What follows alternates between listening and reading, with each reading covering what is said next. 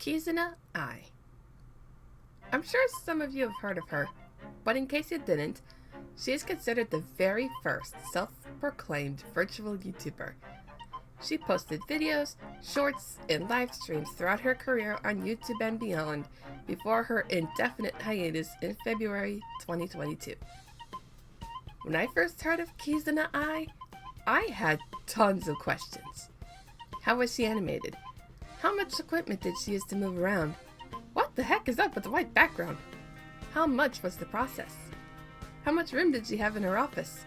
Did she use some sort of VR? Is she an actual artificial intelligence?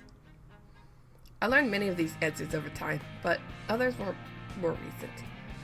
Regardless of how it was all done, it seemed like a pipe dream that tried to attempt that sort of thing for a long time.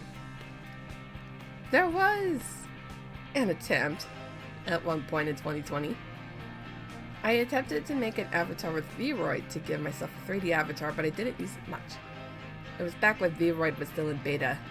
If I recall correctly, there weren't any hairstyles you could choose from, and you had to make every single strand of hair. I decided against it after a while, but I still wanted to make my Twitch streams stand out. What was I to do? I had the idea to make GIFs for whatever it is I was doing from an art streamer that used GIFs as an avatar of sorts at the time. I liked it. I thought it was good enough. And then a viewer suggested I try being a VTuber. I thought of starting as a PNG tuber, and I made my first PNG tuber avatar. A few months later, my 3D mama, who would later be my 2D character designer, made my second VRoid avatar.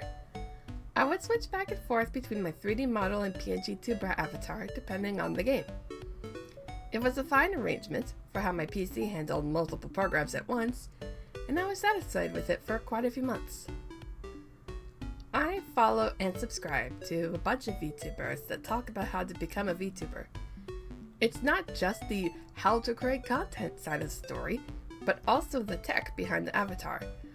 From full body tracking and hand tracking, setup, model making, drawing, everything.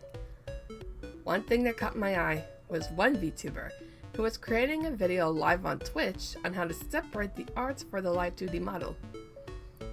That part of the 2D model process felt possible to me. I can draw. I can separate the art into pieces or draw the pieces separately. That doesn't seem too hard.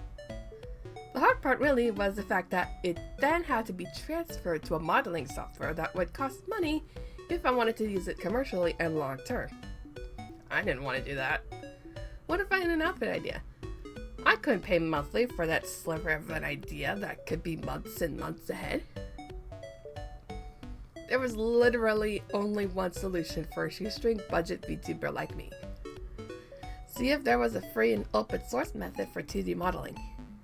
I knew, and still know, very little about using Live 2D, so it didn't have to be a one-to-one recreation of the software. It just had to change pieces of a full PSD file and make them move to input from a camera or phone. Months had passed since I saw that stream, and I checked every once in a while for a GitHub page of what I wanted. Soon, I found what I was looking for. It didn't have a compiled version of its creator yet, so I looked every once in a while on its page until it did. When it did, I was so happy. There was finally a way to make 2D models and not have to wonder how long I could use all the features of the software before paying. It's not feature complete, but it does its job well. From there, I made outfits, models for myself and friends, and even made tutorials and live model making streams. I'm so grateful for these past 2 years of VTubing, and I'm excited for the future of free and open source VTuber software.